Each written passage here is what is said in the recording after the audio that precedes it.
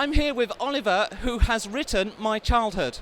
Oh, hello! I'm delighted to hear it. A bit of an elite player, are you? It would be original Elite, then Elite Frontier. Sure. Yeah. Yes. No. Oh, yes. I was obsessed with the wireframe game. I still play it actually today. So the original 8-bit version. Yes, I've got it on an emulator. So I'll play it normally sort of once every couple of years, basically, because I do like it. Is it the BBC version or Spectrum? Well, so I've got the Spectrum. We grew up on the Spectrum version. The first ever version I played was on the Commodore 64 with the very loud sound effects. But we liked it because it had all the ships in. The Spectrum version was great. It was a bit faster, but it only had 9 ships. But, we may do. You had to in them days, didn't you? Yeah, the problem I had, though, with the Spectrum version is I have an astigmatism in my eye. Excellent. Remember it had that lens lock? Yes, it did, yes. Oh, no. Well, if you don't have astigmatism in your eye, you still can't use the lens lock.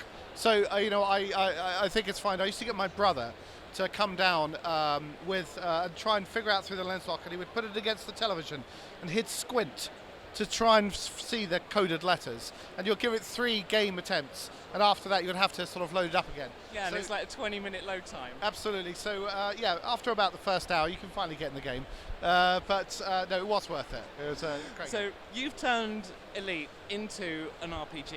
Yes, absolutely.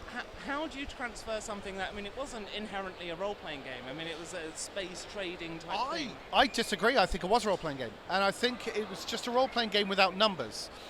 What it was is that you effectively were creating your own character. I think the original thing about Elite was that you could do what you wanted with it. There was obviously a suggestion that, well, you should go out and trade, but you could play Elite and never trade a thing in your life. You could be, a scavenger, you could be a bounty hunter, you could be a pirate, rob other ships and steal their cargo. You can fuel scoop off the sun, all these various things. So it was an amazingly open game. And also it had a crucial thing that all role-playing games share, was that you could save your character. And I'm not sure Elite was the very first game that let you do it, but it was certainly a very early proponent of saving your character so that you would have it, from then on sort of into infinity. And so even though it took, potentially months or years to get to Elite, you could do it because you could say the game didn't end when you turned it off. So as far as I was concerned, it was always a role-playing game. When I was young, because we didn't have social media or anything like that, and we had to play in trees, we used to play things called people's games, which is where you would just sort of make things up and you would all play. It was like kind of fancy make-believe. We played it obscenely late into our teenage years when we knew better, and we used to do Elite-themed people's games. So we would fly the ship in the computer game to a space station, then we would get out the ship and we'd go to the bar, and while we were there, this kind of bar robot would come up and accost us. We'd shoot the robot, then the police would capture us, lock us in a cell, and then at some point we would escape, and when we jetted out of the space station, we'd sort of shoot the space station behind us, and all the Vipers would come flying out, and we'd have to fight off the police and escape, and we'd do things like that. So we would actually be role-playing with Elite, even when there was no role-playing game. I think I just underachieved in my childhood now. I never thought to do that.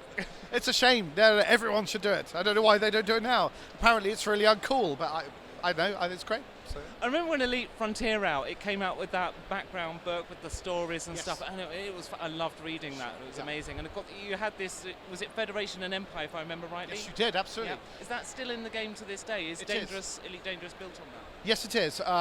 Elite Dangerous, it's kind of a mix between the original Elite and Frontier. So what it's kept is the sort of the background lore of Frontier. So absolutely Federation, Empire and Alliance, that sort of thing. But it's got a lot of the elements of the original game. So you fly the ship in a very similar way. If you remember in Frontier, it would be Newtonian physics. So you would jet your ship in one direction and it would keep going that way. And it was fine, but it was a bit difficult to sort of fight people in. It didn't have that Star Wars-y style dogfighting thing in it. Elite Dangerous does. It's gone back to the sort of the original flight model, but obviously vastly improved over the 8-bit days. And so actually it's the perfect combination for me. It's got all of that lore and history, but it's also just a really fun game to play. Certainly when you're sort of, getting into battles. But it's also very serene. Elite Dangerous is a game where you're not fighting all the time. When battles come, it's very sort of high tense, but you can literally play an entire day and no one will attack you. You fly in the safe systems, no one will interdict you, you'll do fine, and then all of a sudden something will go wrong, and this massive fleet of ships will come at you, and then it's all sort of down to your experience and the power of your ship, and you have to sort of call upon every fibre to survive. So I really like. That's really different from most games, certainly most MMOs, where you've got these mobs of creatures and they're just hanging in the forest for some reason, and the mobs of creatures kind of return. It's somehow just a little more immersive and correct to my mind. So I'm a big advocate of the game, big fan. So when it came to the role-playing game itself, I mean, there's one problem I've always felt with sci-fi games. It's like the pilot doesn't really get to do anything until they're flying, and then if they mess the roll up, the whole adventure goes off the rails because everyone's dead or whatever. Sure. How have you managed to tackle that sort of problem of the absolute life and death of the role of a pilot in your game? Okay, so there's two things. The first thing is that in EDRPG, rather than having one pilot, everyone has their own ship. If you like, you can all go on one ship, but the default idea is that everyone's got their own spaceship. So you create your character, and you get your spaceship with it. And the game is designed to be fast and quick, so that you're not bogged down in a complex sort of fighting simulation system. So that helps the idea that it was never really a problem, but I remember I used to play games like Star Trek and Star Wars, and in Star Wars you'd all be in like the Millennium Falcon, and one person's the pilot, and all he would do is make piloting rolls. Then someone's up in the guns, and all she would ever do was fire the turret. And so really all you're doing is making the same roll again and again. What I wanted was for everyone to share that experience, so that you are all the most exciting person. You're all fighting and weaving, and you're all in the X-wing. You're all Luke Skywalker type thing. There is, as you say, there is a mechanic to save people from death in Elite Dangerous, because of course, if your ship is blown up, technically yes, you would die, but there is a mechanic called escape death. You've got something called karma points, which you can use to do exceptional things, dodging out the way of things, giving you a bonus to hit, help you sneak around, things like that. But you can drain all your karma points to 0, and you have escape death. So if you've suddenly been blown up, you cross off all your karma points, say, right, I'm going to escape death, and at that point, the Games Master has to come up with a convincing reason for how you've survived. It could be just that the shot that's blown up your ship has missed. Or it might be that the ship is breaking up, but just in time you hit the eject button and you shoot out as your ship is exploding. And all the players can do this. So, if they're all in one ship, they'll just manage to get to an escape pod in time, say. So there is a way, once in a game, to escape death. If you die twice, well, that's your own lookout. At that point, you're gone. But of course, because you don't have resurrection and stuff like that in Elite Dangerous, there's got to be some mechanism of survival, and that's what we've come up with. Okay, and so I presume the game sort of covers going down to planets and spaceports as well? Oh yes, absolutely. So you definitely, you get out your ship. A large portion of the game is dedicated to sort of, espionage, sneaking around.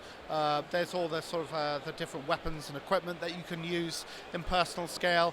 So there's nice sci-fi weapons such as the assault beamer, which is a bit like sort of the Ghostbusters gun, so you can sort of cut people in half, with these big lasers and things like that. And there's the Acellus deflector pistol, which is a laser pistol that has its own shield.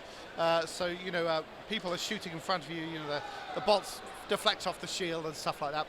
So there's all kinds of that fun. There's vehicles as well, because vehicles are in Elite Dangerous, so you can land on planets and scoot around in moon buggies.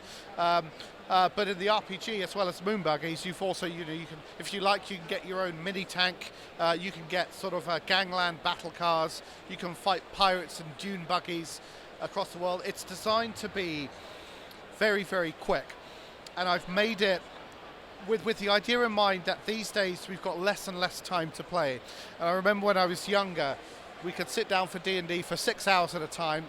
It's really hard to find grown-up people who can do that these days. So instead, Elite Dangerous is designed to be extremely fast. So when you're going through combats, it's very, very speedy. So hopefully you guys will like it.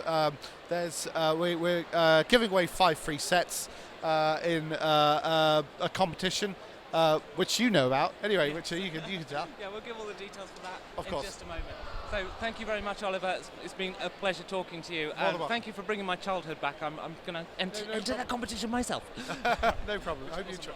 Hi there, I'm Oliver Hume, a lead writer for Spider-Man Games. I'd just like to ask you to all back Child's Play. It's a splendid charity. Do give generously. Every single dollar and cent goes to a worthwhile cause, helping children to play games in hospital and assist their recovery. So please do give generously. Thank you very much.